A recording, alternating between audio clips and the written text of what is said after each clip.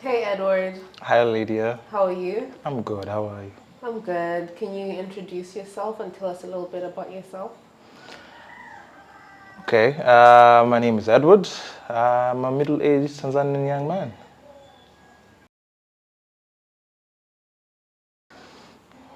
Um, so I would say sex is the gender that someone gets assigned at birth, or did you mean sexual intercourse? If it's in that regard, for me, sexual intercourse is anything that involves or evolves around penetration.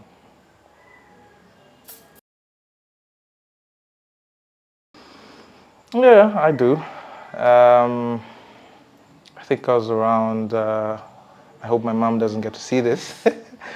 I think I was around 16 or 17. I stumbled across a porn magazine, and yeah, it was. I think at the time really exciting because it's not something that people, my parents or anyone had talked to me about. So it was something that I found exciting at the time.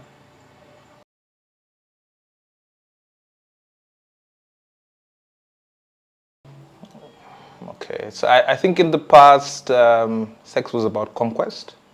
It was about quantity. It was about conquering. Now it's more about quality. It's more about intimacy. It's more about something that I like to do to the people that I care. I like to do with the person that I care. Um,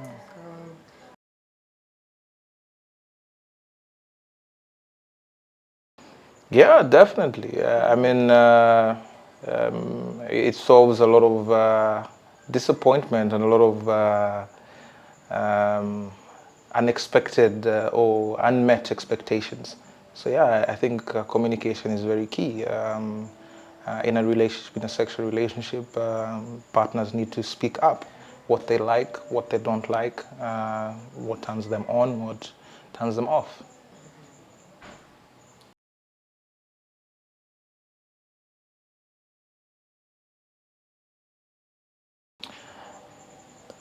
All right, so my answers are going to be based on personal experience and based on, experiences of the people that are around me.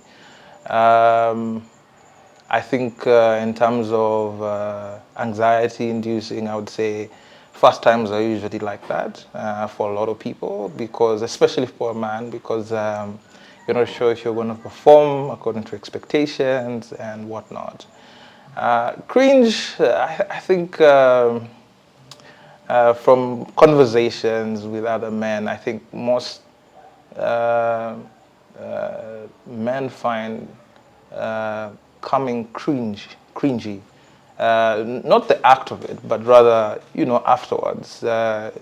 Spams almost feels like it's dirty. Yeah. that's interesting. I did not know that. That's very interesting. Okay.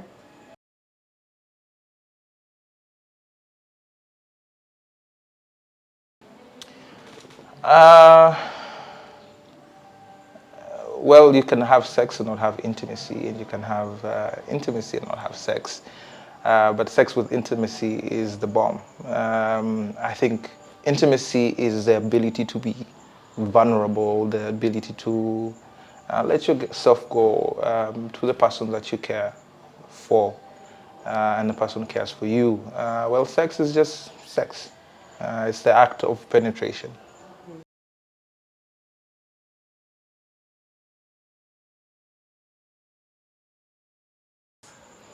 Yeah, sex between two or more people can be casual. And yeah, and it's possible for people to have casual sex, but based from experience, casual sex doesn't usually remain like that. Ultimately, feelings do develop, and that can result to conflict. What is what do you think of as casual sex? What do I think? What do you think of as casual sex? Like what counts as casual sex to you? Um, well, casual sex is simply, we are both physically attracted to each other, and we are going to explore that. No emotions, no feelings, no relationship.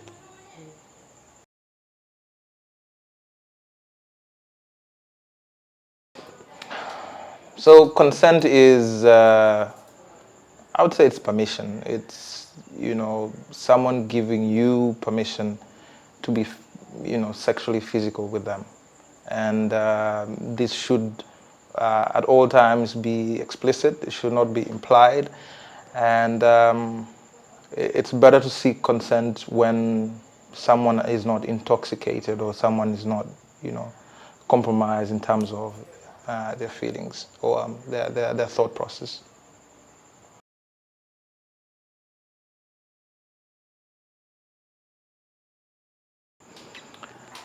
Um, so I think one thing I've learned is that the older you grow, the less you give a shit.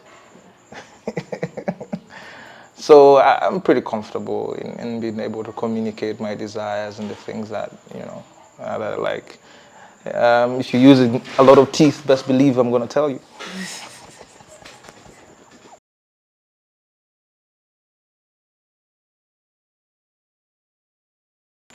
Yeah, I think age plays a really huge factor, and I think at this point, I'm definitely clear on the things that I enjoy and like, and the things that I don't.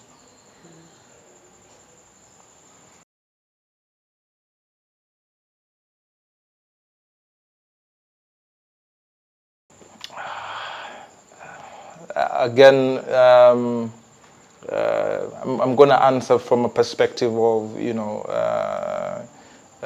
experience to others, and over the years, I would say, I think at some point of time, every man experiences performance anxiety. One, it could be out of excitement because it's the first time, and you're really excited. It's a girl that you've always wanted to be. Yeah, or it could be also based on stress. When you're stressed, and sometimes that can affect your performance. How have people dealt with it? How have I dealt with it? I would say keeping a calm mind is always the best thing. I've found that. The times whereby you least expect something, or you least excited, not excited per se, that you're not too eager about it. Those are the times that you have the best, moments. So I would say keep a calm mind. But for a young man or for a man, I would say exercise is important. You have to be fit. That's going to ensure that you have a great sex life.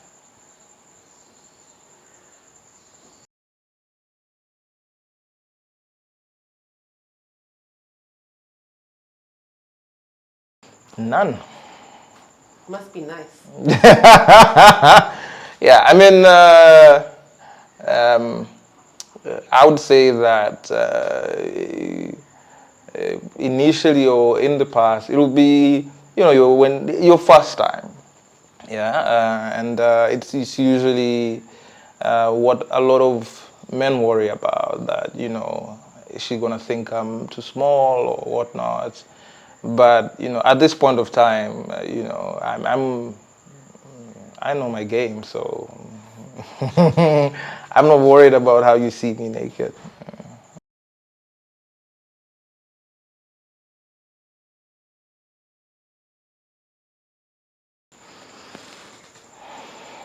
I think in retrospect, if I would tell my younger brothers and sisters, or even my kids, I would say if you can wait,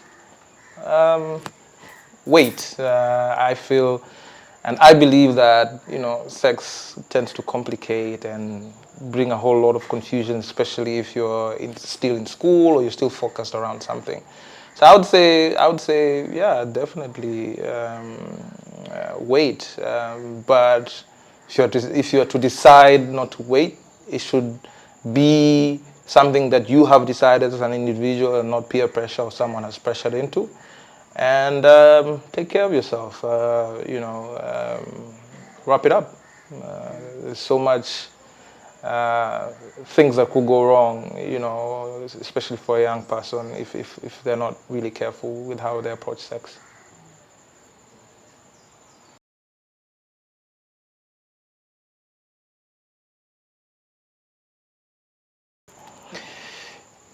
Uh, I think my parents, the old guards,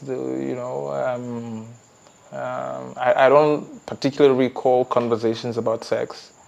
There were conversations here and there from my mother, um, really insisting on the immorality of sex. But I think the person who really had that conversation with me is my cousin brother, who's somewhat 10 years older than me.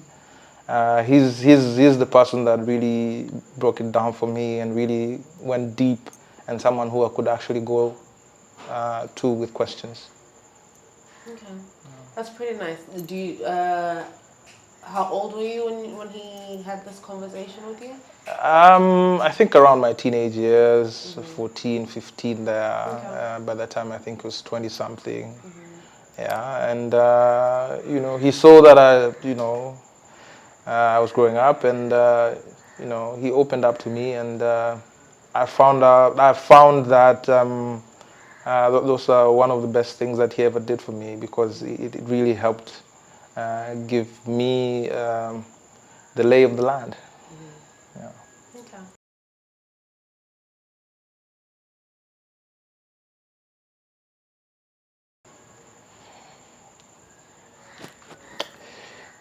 What culture really?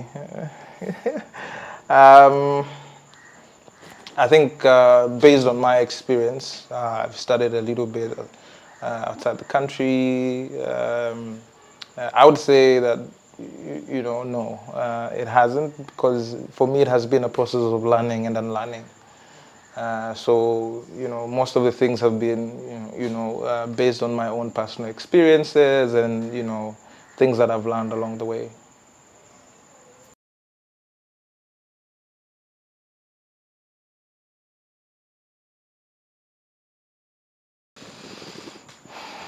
Um, While the culture is like that, religion isn't. So I feel like religion has played a really huge role in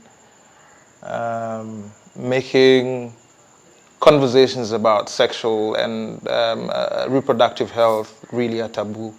So I would say, religion has made it a taboo because whether it's Christian or Muslim, whatever it is, sex tends to be seen as something as immoral, something as dirty and sinful. So automatically, the culture part tends to be subdued. That's very interesting. As you're talking, I was thinking actually, like in African cultures, like because there are initiation ceremonies and all of these things, so these conversations like do happen. Yeah. But like obviously, like in the face of religion, then less and less of those conversations are happening. Yeah, yeah, That's interesting. yeah, and even when you look at um, societies that still practice jando and onyago, especially the coastal ones, you'd find that they talk about sex quite openly, even from a very young age. Mm. Yeah. Okay.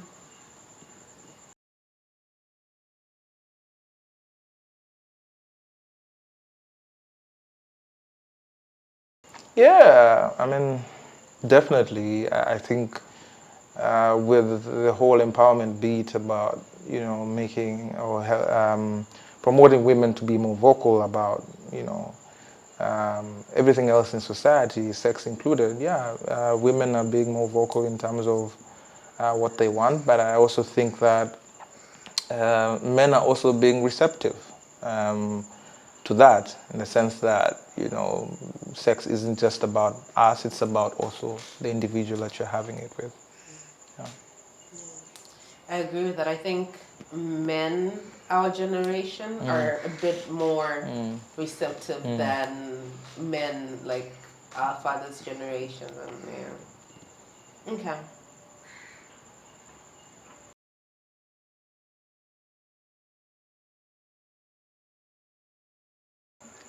I wouldn't say taught. I would say insisted. I think in the excitement of it all, we tend to forget that sex has consequences. In the sense that having unprotected sex, for example, can result to someone getting pregnant. And once you cross that bridge, there's no going back in terms of reversing that particular decision. And I feel as young men, we do not really know and appreciate the power of our seed. We cannot take it as if it's just ejaculation, it's just coming. We don't really comprehend the impact of that seed, and being cognizant of the fact that once it leaves your body, it's no longer yours. So you have to be careful about where you're leaving it. Yeah.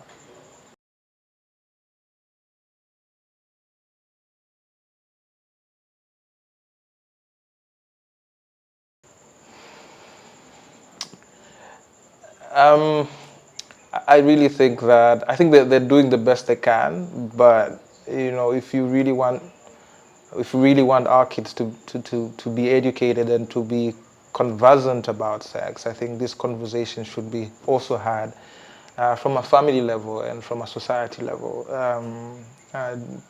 In school, due to restrictions, due to curriculum, due to time, due to the fact that there are many, they might not be able to go in details and be able to touch on a lot on everything. Things like consent, things like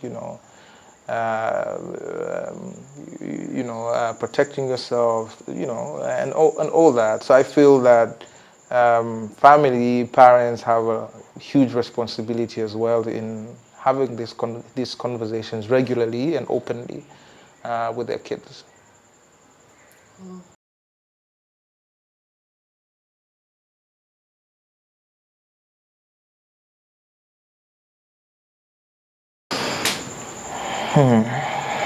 I hope I'm not going to get stoned for this, but I believe that we as Tanzanians are a very sexual society, even though we try to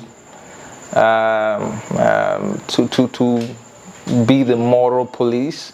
The statistics, even before porn was banned, you'd see that the highest visited sites were porn sites.